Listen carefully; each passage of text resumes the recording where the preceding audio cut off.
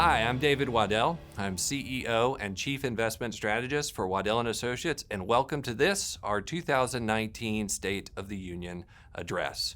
You know, it's hard to believe, but we began this ritual over 15 years ago on a simple idea. We know how hard it is to earn the money that you entrust with us, and we believe that you deserve full transparency into our investment process, and you deserve to hold us accountable to our predictions and our investment performance. And so this really becomes our scorecard to grade our contributions to the State of the Union between us and you, our clients.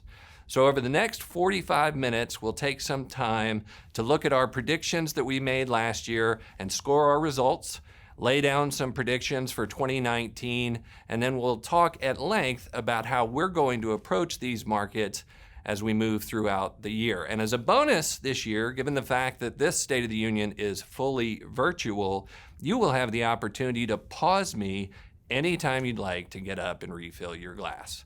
And so with that, let's begin. Welcome to the 12th year in the Chinese zodiac, also known as the Year of the Pig.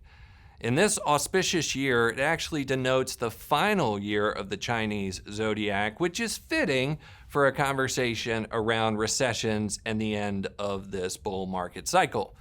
But before we get too pessimistic, you should know that within Chinese culture, the pig denotes wealth, prosperity, and abundance. So it's certainly possible that this pig could provide investors with rotund investment returns. So the question for us this year is, will this be the end of this bull market cycle, or will this pig fly? Now we'll work on answering that question. Well, if this indeed ends up being a positive year in the economy and the markets, it will absolutely hog the record books. This is now the longest economic expansion we've had since World War II and really in our history. And if this bull market continues, it'll also be the longest bull market as well. And so it is auspicious that we sit right now on top of what could be record numbers for the economy and also for the markets. But it's not free of anxiety. Here in this chart, what I'm showing you is what's known as the Global Economic Policy Uncertainty Index. That's a mouthful. This index is compiled of three components. One, the amount of economic uncertainty within news periodicals. Two, the amount of tax policy uncertainty within the Congressional Budget Office reports. And three, the amount of economic forecast uncertainty in the Fed's minutes. And you can see, going back to 1997 when this chart began, we have had some moments of high anxiety. We had the September 11 attacks, we had the 2008 financial crisis, we had the Euro crisis, and then of course the presidential election. Nonetheless, where we are from an anxiety standpoint right now is a record high. Now, policy matters late in an economic cycle for the following reason. Early in a cycle, governments are on the side of the private sector, doing everything they can to stimulate growth and therefore for investors, investment returns. However, late in an economic cycle, the governments are actually working against the path of the economy as they try and restrain elements of overheating or excess. And so the politicians play an outsized role late in the process. So let's take a ride around Washington, D.C. and see what they're up to. Over at the House of Trump, President Trump has been very, very busy. Most notably, in December of 2017, he signed into law the Tax Cuts and Jobs Act, which cut the corporate tax rate from 35% all the way down to 21%, well below the weighted average across the globe of 26%. That was a really big deal. Huge, as Trump would say. In fact, if you look at the amount of fiscal stimulus, the tax cuts injected into the economy about $200 billion of stimulus, while escalated military spending and the expiration of the sequester added about $100 billion in government spending. And because of the tax cuts on capital being repatriated back to the United States, another $700 billion of capital flowed into the economy in 2018, which amounts to about $1 trillion. And it did have Trump's desired impact. Over the 12 months of 2018, the economy actually added 2.6 million new jobs, and GDP growth went up by about 1% over what it had done in the previous couple of years. Indeed, it was very successful. Well, as analysts digested the impact of that $1 trillion stimulus, they immediately marked up earnings expectations within the S&P for 2018 and also 2019 by 8% and 9% respectively. Huge hockey legs higher in earnings expectations. This chart shows what those earnings expectations did throughout the course of the year into September, and they climbed even higher still. 3% for 2018 and 2% higher for 2019. So clearly, Trump's activities in cutting taxes were beneficial to the economy, beneficial to workers, and beneficial for corporate profits. As such, investors rewarded those companies by taking the markets to record levels by September of 2018, making American stocks great again. That's a play on words. All right, over at 1401 Constitution Avenue, which you're familiar with as the Department of Commerce, they had a different agenda. And this adorable man on your screen is Commerce Secretary Ross, who came on CNBC with a can of Campbell's soup and a can of beer to announce tariffs on aluminum. Well, here's where that came from. We really have actually been in a trade war over the last 30 years. In fact, the U.S. trade deficit today runs about $550 billion. $400 billion of that is simply trade with China. The Chinese economy came online in 1980, and since then has dramatically changed the world economic landscape, becoming the largest exporter on the globe by far. Well, Donald Trump, in an effort to rectify that trade deficit, which again, if you think about it, the U.S. economy is $20 trillion, a $500 billion trade deficit basically means we're transferring, call it 2% of our economy to China every year. And so he decided to get the world's attention through a series of trade proposals and implementations for tariffs. And so initially he attacked things that maybe you didn't notice, like your washing machine and your solar panel, but then he moved on to steel and automobiles. And at this point, there are proposed tariffs on almost $1 trillion of imported goods and almost everything that China exports to us. So Donald certainly knows how to get people's attention. Well, the threat of tariffs alone on the international market, specifically Canada, Mexico, Europe, and the Far East, meant that while our markets were hitting all-time highs, the international markets actually sold off under that pressure. The U.S. is by far the largest economy on the world, and if the U.S. consumer went on strike, that would have negative implications for exporters overseas. That is seen in this chart here as international markets struggled throughout the course of the year. All right, over at 20th Street and Constitution Avenue, we have a new Fed chairman, Jay Powell. And here he is being sworn in and taking his rightful spot within the building over at 20th and Constitution. Well, Chairman Powell did what new Fed chairs tend to do. He messed up. He had a foot fault. He was at a press conference and he offhandedly said, you know, we're probably a long way from neutral on interest rates, indicating to the markets that there were going to be a lot more interest rate hikes. So what I'm showing here on this slide is the actual path of interest rates in blue, obviously stair-stepping higher, and then the predictions of the FOMC voting members, which show that interest rates could go from, call it 2.25 when he made the comment, to over 3.5 going into 2020. Well, that was a whole lot more aggressive than the market expected the new chairman to be. And really, what the new chairman seemed to do was dismiss how much tightening was actually occurring. So here is the path of the interest rate policy that you hear so much about in the papers. Interest rates have been ticking higher since 2016 deliberately based upon Fed action. But at the same time, the Fed has been withdrawing liquidity from the marketplace. Remember, in the heart of the financial crisis, the Fed layered in an emergency policy called quantitative easing, whereby they printed a bunch of money, went to the marketplace, and bought a bunch of bonds in an effort to drive interest rates down and stoke investor risk interests.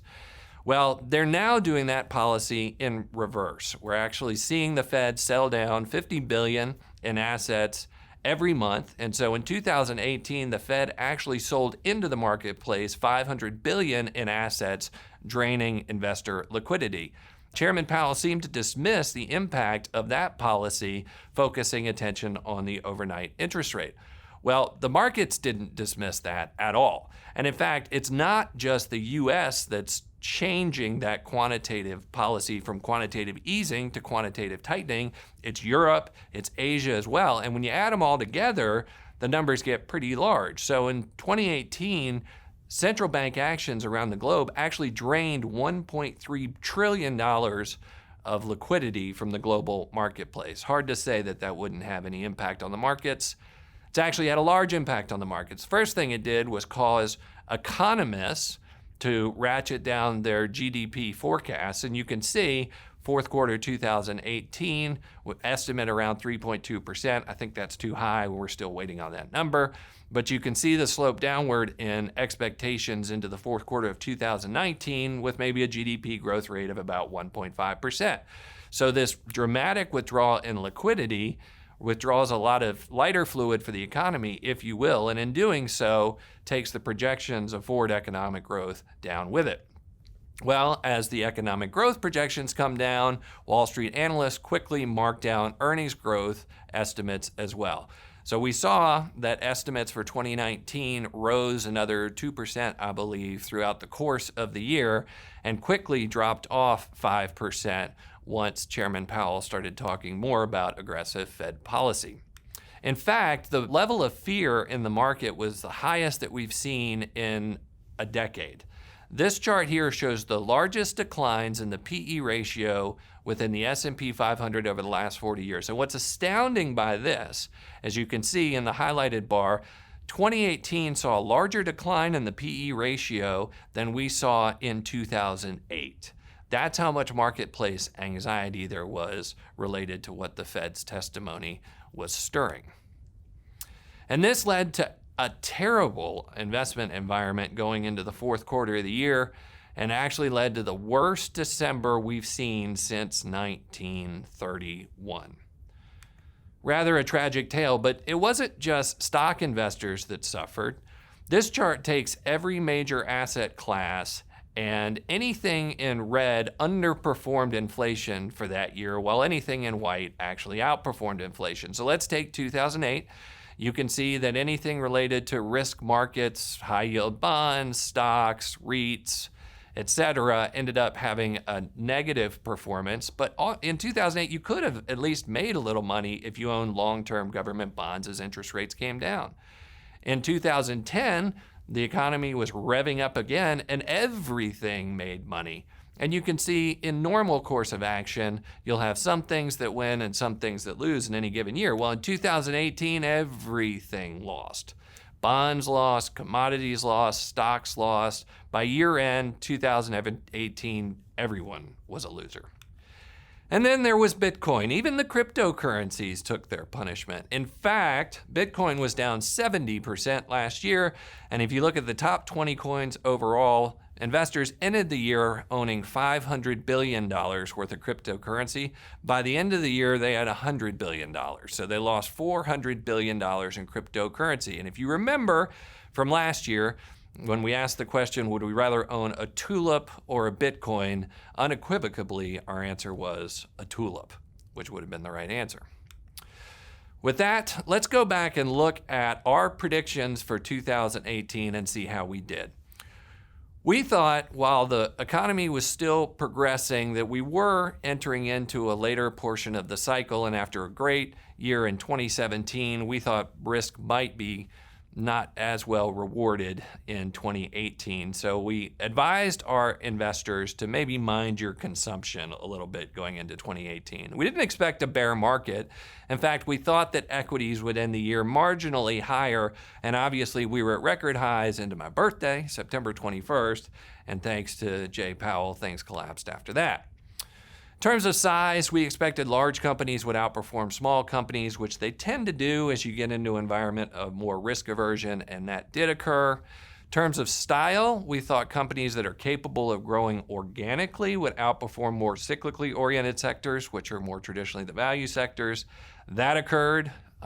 We thought that the emerging markets might get a bid.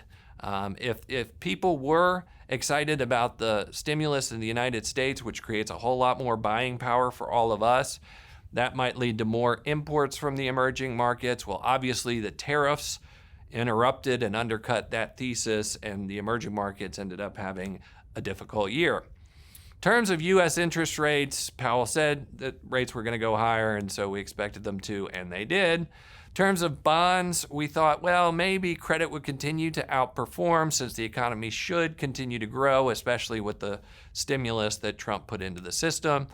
That was correct. And then in terms of the U.S. dollar, again, pre-tariffs, the dollar was actually drifting a little bit lower. We expected that through the course of the year as investors started migrating abroad to take advantage of lower valuations. That did not occur, thanks again to our friends over at the Commerce Department. We thought the primary threat coming into the year actually could be inflation, because what inflation would do if it registered higher than average would bring the Fed into play, forcing them to raise interest rates more aggressively than the market was ready for. Well, that didn't really happen. Inflation stayed relatively benign. The primary threat to the year ended up being a tone-deaf new Fed chairman. I'm proud to say he's gotten better, but I'm still mad at him for what he did to us in 2018. So overall, not a bad scorecard, but I'll dive into this. In thinking about how bad the fourth quarter was for investors of all asset classes, and given the backdrop of what was going on in the economy and the political situations, the real question in my head was, did this level of punishment really fit the crime? So let's dig into that a little bit. You know, the economy globally is slowing, but it's not falling off the cliff. As you see on this slide, the U.S. economy over the next couple of years will probably drift lower from 3 to 2% as a growth rate, but that's more normal for us.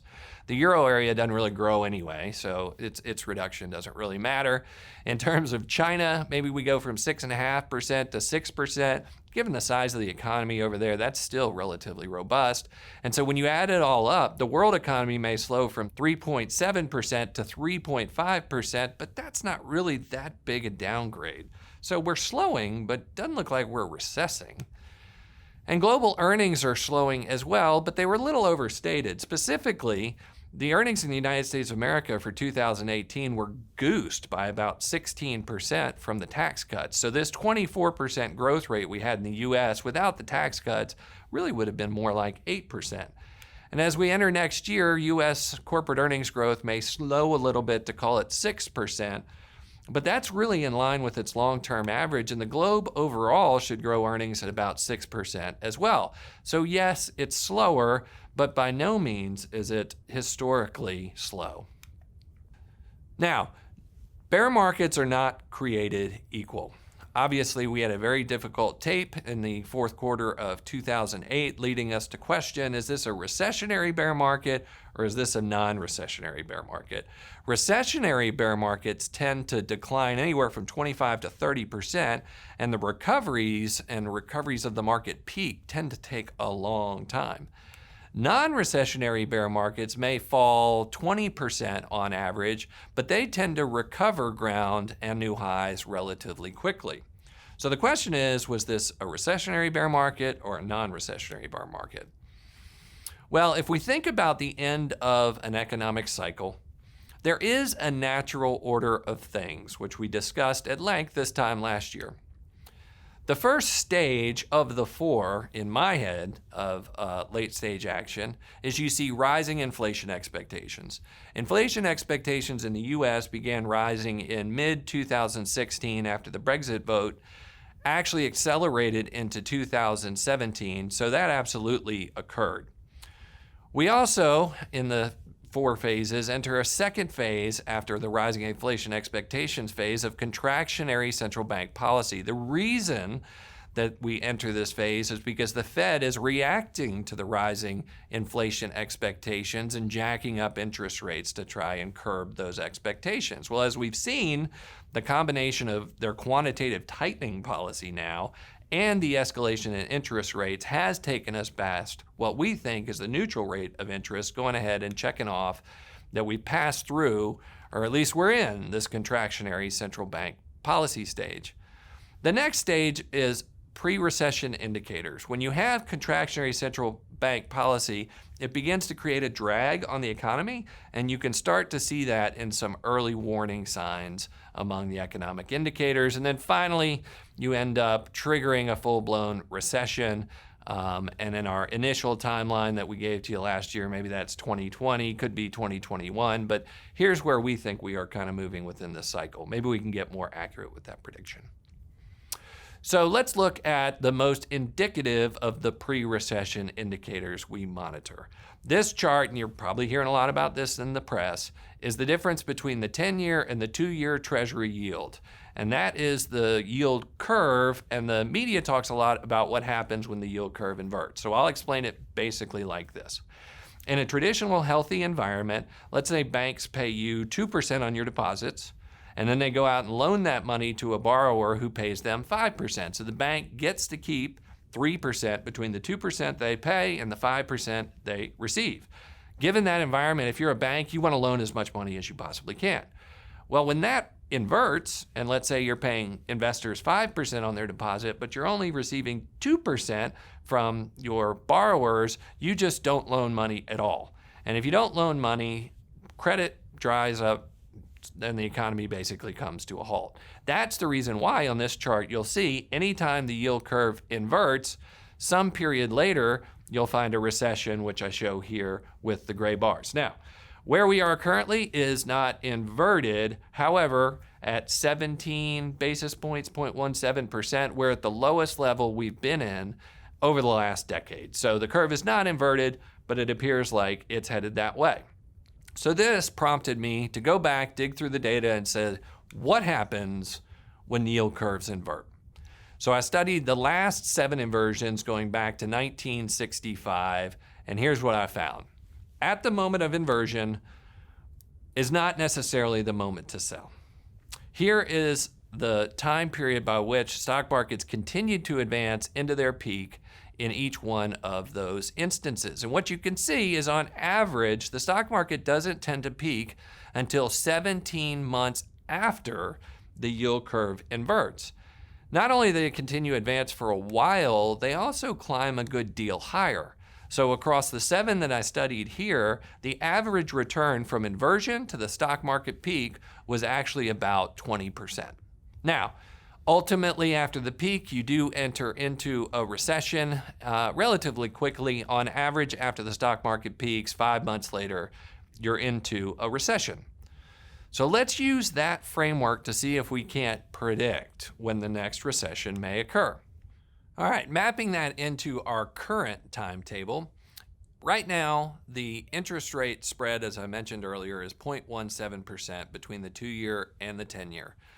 When the Fed raises interest rates, it typically does it by increments of 0.25%. Therefore, one more interest rate hike from the Fed will mean that we invert the yield curve, all things being equal. So inversion could occur, call it June of 2019, as the Fed has told us they probably won't raise rates in March, but they may raise rates in June. So let's just say they do. So we get an inversion in the yield curve. On average, as we've shown before, 17 months later, you'll see a peak in the stock market. That would put the stock market peak somewhere around November of 2020. And then on average, 5 months later, you enter into a full-blown recession. So based upon these averages, which obviously are not exact, we're just using them for demonstration, we should see a recession somewhere around April of 2021. So that being the case, it doesn't stand to reason that the bear market that we just experienced would be a recessionary bear market. Therefore, if it's a non-recessionary bear market, things have gotten very, very cheap. So the drawdown that was historic in equity valuations pulled the PE on the US stock market down to 15 times forward earnings, and the stock market that encompasses all of the world markets down to 12 times forward earnings, which basically puts us in a time machine back to 2013, 2014. And here's another fun fact. We are actually in the third year of President Trump's first presidential term. Well, if you look at investment performance based upon years in a presidential term, the third year ends up being not only a year where you have never seen a recession, but also a year where you typically get the highest investment returns. Why is that? I think President Trump would like to be president for another 4 years. That being the case, as Bill Clinton taught us, it's the economy, stupid, that gets you elected. And so his policy array is going to be stimulative this year, which gives me some hope for the trade negotiation. So on average, in the third year of a first term for a president, markets actually go up 19%.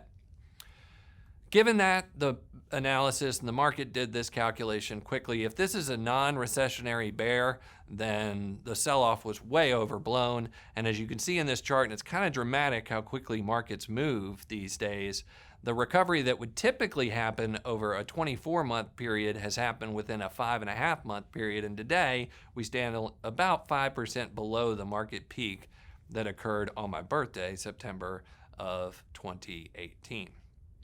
And that makes this just another bear within a long-term bull. So we have seen now 3 bear markets in this cycle. The first one occurred in 2011 when we had the euro issues. We had the US debt downgrade. That was, of course, a very anxious time, but we rallied back out of that as the economy progressed. And then we saw another panic attack in the market in 2015 as the US started raising rates. You had the Chinese devaluing the yen, and then you also had the vote in the United Kingdom that led to Brexit. Markets gathered their strength and moved forward. And the last correction, of course, was one with great anxiety around the Fed and tariff issues. But to us, again, this looks like just another bear within this historic bull. So that brings us to answer the question that we posed earlier, will pigs fly? We think they will. And so our theme for 2019 is that indeed pigs can fly. We believe that equities will end the year higher. We think that actually small caps will outperform large caps as optimism builds within the economy. We also think that the value style might outperform the growth style because we're not on the precipice of recession at this very moment, and value names may have been oversold. In terms of domicile, we're going to stick with this, but if we get some resolution to the trade tensions, then that may mean that investors start looking abroad, could put some downforce on the US dollar. That would be good for international stocks. Interest rates in the U.S. are going higher at the short end. I imagine the Fed, although they don't really need to, will hike one more time this year, and long-term interest rates will go higher as optimism builds.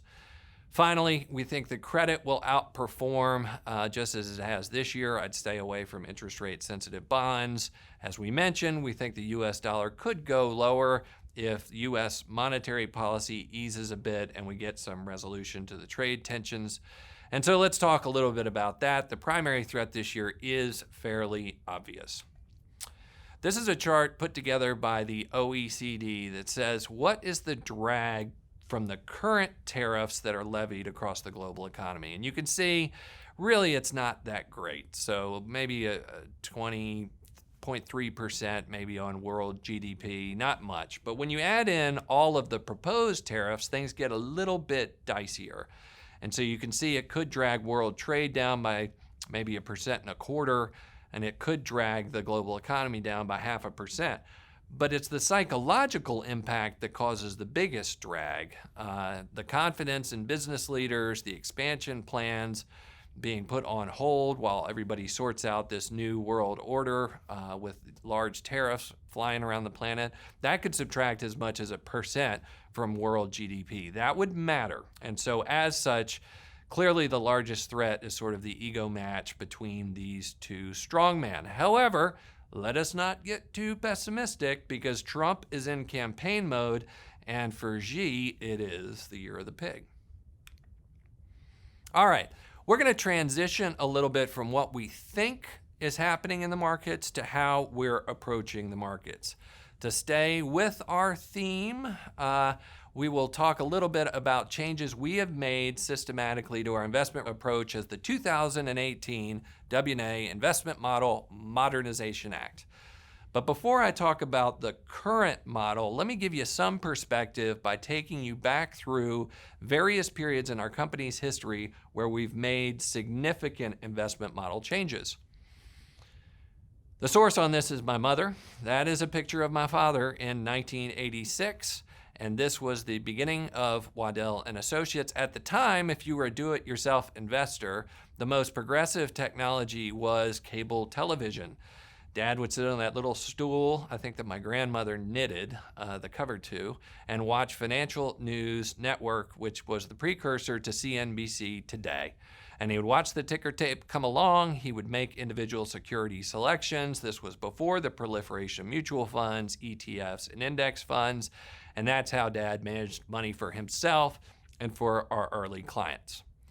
Well, he was good at it. The firm grew, and he had to get a little bit more institutional in his approach. And so entering the go-go times of the late 1990s, stoked by this man, Alan Greenspan, and his support of the economy, which gave a lot of confidence to investors, and also the expectations high as communications technologies were becoming more mainstream, Dad looked at that go-go growth fever and said, you know, we really only need to own 3 sectors. And actually, in a very bold move, he put the client assets into only technology, healthcare, and financials. And that worked great until it didn't. Well, I joined the firm in 2000 after spending some time in the Charles Schwab Strategy Group in San Francisco and then going off to Boston to get my MBA at Babson. And I was very confident, had a head full of steam, had a whole lot to say. And so I went back and said, Dad, we got to change this. We got to redesign all this. First of all, we got to use active managers. And the reason that I came to that opinion was if you went back and looked at the performance of active managers relative to passive managers, stock pickers relative to index pickers, active managers outperformed well above 50% of the time. And given the fact that we were active managers ourselves, we should have the ability to choose those active managers with the highest potential. So Dad, we need to use active managers through the construct of mutual funds. Also, we need to be global. You know, the U.S. markets had been outperforming for quite a while going into 2002. It was time for the international markets to have a run. If you look back at history, there does tend to be just a reversion to the mean and an oscillation between periods when international markets outperform and U.S. markets outperform. So why don't we involve ourselves in the international markets as well as the U.S. markets to take advantage of these oscillations?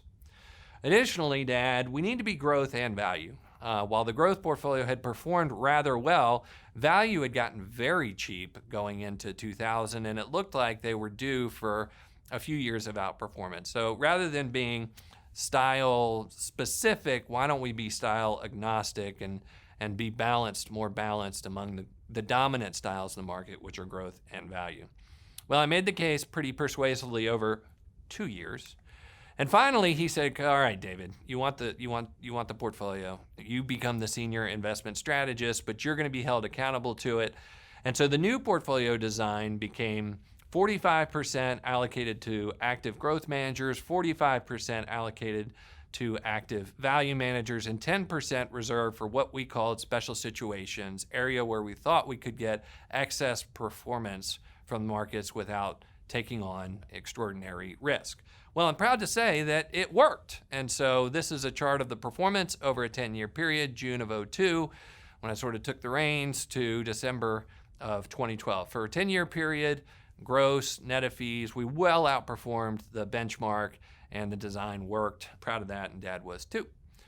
Until it didn't work. Something dramatic changed in the marketplace around 2011. Active managers started lagging their peer group badly, In fact, if you look at the percentage of large cap mutual funds actively managed that outperformed the Vanguard Index 500 into the year end of 2014, only 13% of active managers managed to outperform.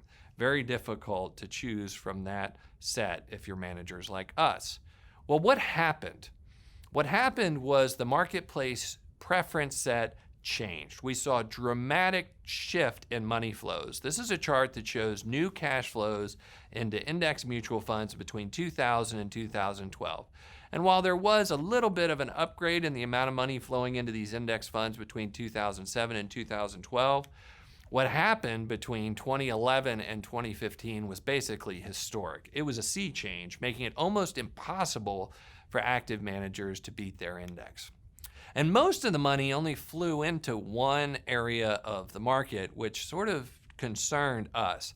So today, if you look at the $2 trillion or so that's allocated to index funds, 40% just goes into S&P 500 replication funds. And that's concerning as fundamentalists. So we acknowledge that there's something to this indexing, but the fundamentalists in us wanted to apply a little bit more rigor and homework to where in the index maybe we'd want to position client funds. So we basically broke it down into 4 areas we call factor investing. First, we looked at the value factor, which asserts that inexpensive stocks tend to earn higher returns than expensive stocks. Second, we looked at the size factor that says stocks of small companies tend to earn higher returns than stocks of large companies over time. We moved on to evaluate the momentum factor, which asserts that stocks with strong recent performance tend to earn higher returns than stocks with weak recent performance. And lastly, we looked at the quality factor, which asserts that stocks with more stable financials tend to outperform stocks with less stable financials. That approach to dicing the index seemed a little bit more consistent with our fundamental nature. And what we saw over time was actually most of the time those factors do tend to outperform. Now you'll have years like 2012, as you can see on this chart, where only one of the factors managed to outperform the index. That was the value factor. But over that period of time, 2001 to 2015, each of those factors actually did generate a little annual excess return over just the basic index itself. Most notably the value and the size factors, which had a great run of 15 years or so, which led us to consider rejiggering the way that we were doing the portfolio. We wanted to remain active because we still believed that really concentrated, proven stock pickers have the opportunity to dramatically outperform in short periods of time, also have the ability to raise cash and play defense if they get negative on the market overall. So we said, let's leave 50% of the portfolio in the hand of the active managers, but let's take 50% of the portfolio and shift it over into the factor model investing that we analyzed, which would dramatically decrease the internal cost of the portfolio. We'd get higher predictability from the return streams, and yet we wouldn't have to sacrifice return potential. As we saw over a long period of time, the factors tend to outperform. And I'm proud to say that it worked almost. Between 2015 and 2018, what we saw was 74% of our passive choices actually outperformed their peer group, but only 33% of our active managers, really good ones, managed to outperform. So clearly the dynamics in the marketplace continued to be an irritant for active managers. In fact, what happened over that time period was the amount of money that flowed out of active products into passive products and amounted to another $1.5 trillion. So the flows that we noted earlier actually accelerated and extended the problem going into the period of 2015 to 2018. Now, let me give you some understanding on how this really impacts active managers. So here's a list of some of the most famous managers currently in business today. This also shows you the amount of money that they were managing at the top in their investment pools. So on the left, you see John Paulson and Bill Ackman. Paulson and Ackman made their name during the financial crisis, made billions of dollars for themselves and their investors, shorting things like Freddie Mac and derivatives. Then you see Memphis's most famous investor, Paul Tudor Jones. Paul was managing $22 billion in 2008. The most famous macro investor on the world is Alan Howard, who runs Brevin Howard. He ran up to $40 billion in 2013. And then David Einhorn, who's a great poker player, does a good job as an activist investor and shows up on CNBC all the time, ran about $12 billion in 2015. Here's how much money they run today. And just the most dramatic decline here probably is in Brevin Howard. They went from managing $40 billion to $6 billion. Now, imagine that you're one of these managers. Let's say you're Bill Ackman with Pershing Square, and you've got $18 billion in capital, and you decide stock ABC is really the bee's knees. And so you're going to buy this security with the expectation that it's going to go up. Then your investors call you up incrementally wanting to redeem their shares in your fund. And you go from having $18 billion to $7.5 billion, which forces you to sell the stock that you want to be buying, actually working against your investment thesis as you're liquidating the name when you think everybody should be buying it. Impossible to outperform given those redemption headwinds.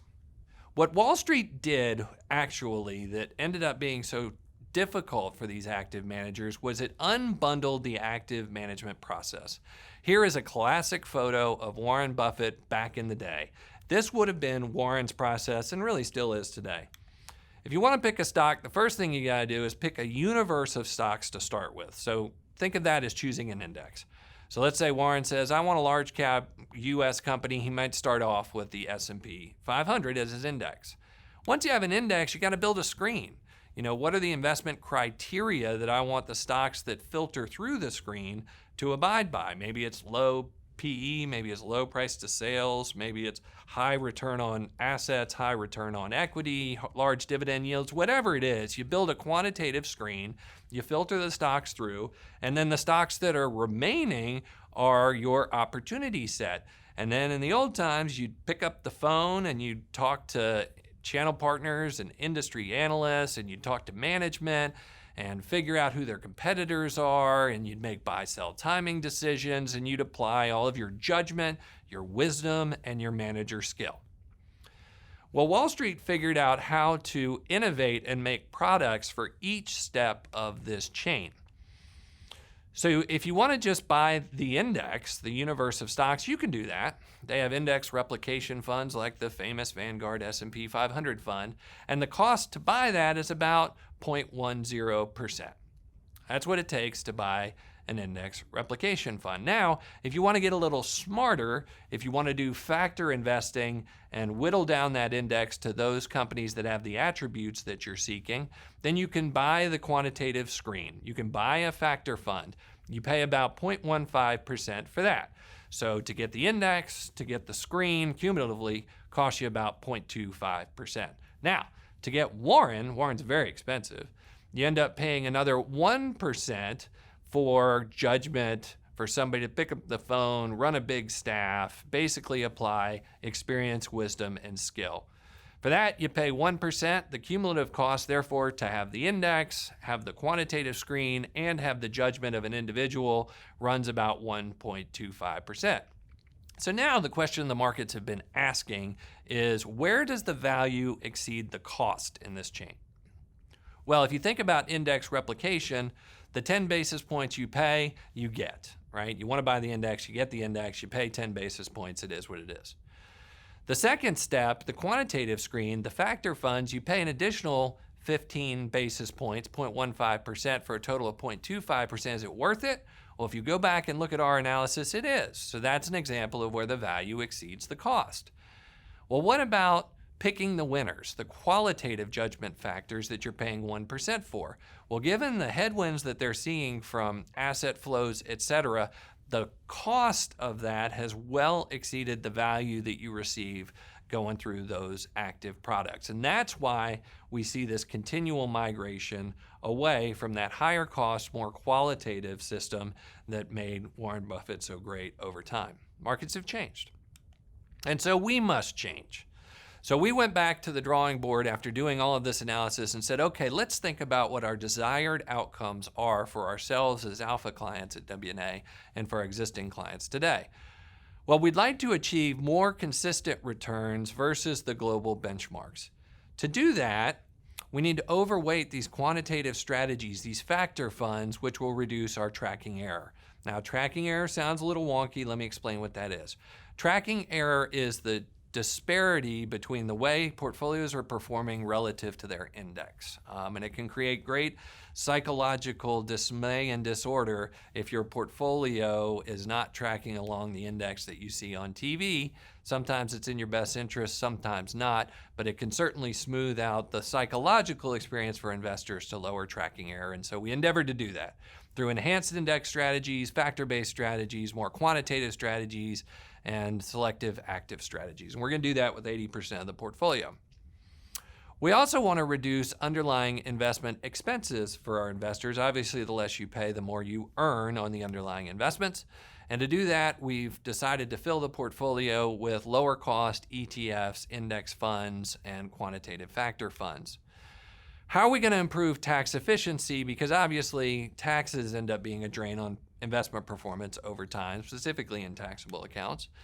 And so we decided to create two highly correlated portfolios, one for taxable accounts and one for non-taxable accounts that would take advantage of market exposures while trying to limit the tax burdens placed upon the returns. And then lastly, because at the end of the day, we're still fundamental, I wanted to make sure that we retain risk management capabilities over the portfolio. And the way that we've designed it now gives us the authority to operate 20% of the portfolio with an accelerator or with a brake. And this enhances, maintains, or reduced our overall market exposure based upon our macro outlook. And quite frankly, and we have a trailing track record of these State of the Unions, our macro outlooks have been pretty sound over time. And so I'm excited about having the authority to toggle the level of risk within the portfolio through that 20% allocation. Now, I'd be remiss not to throw out some thank yous here. This analysis, while quickly delivered here, took lots and lots and lots of work. And it took generating big ideas. And I'm super proud of the work specifically that Tim Ellis and Sean Gould put into this endeavor. It's an absolute wonderful experience to watch these two mature as investors, and even more so to be able to tell you that the combination of the three of us created a design that is working. So here is our 2019 bottom line. First of all, yes, the global economy is slowing, but we are not recessing.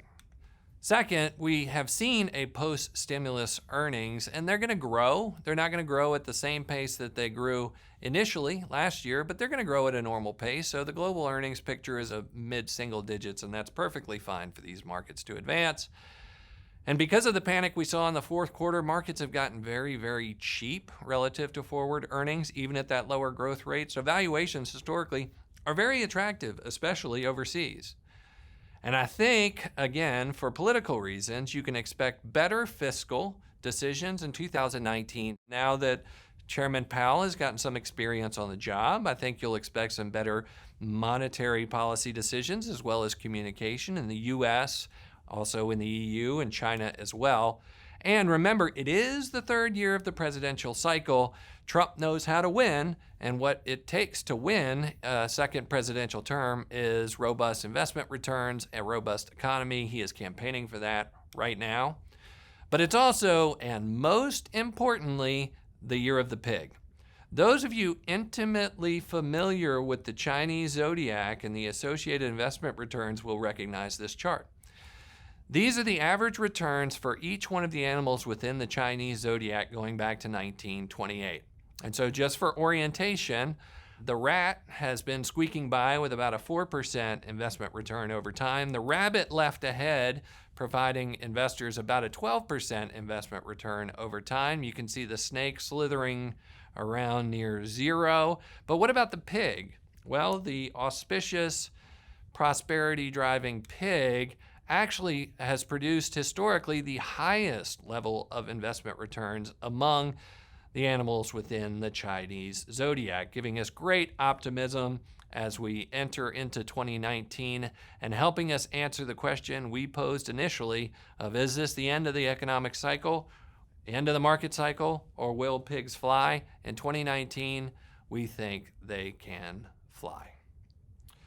So that's our presentation for this year's 2019 State of the Union. It is a true honor to have the responsibility of managing your hard-earned dollars. We hope this gave you some clarity. Our mission in life is to provide clarity to remove fear, and our endeavor here today was to do just that. Feel free to call us with any questions, and hope you enjoyed this presentation.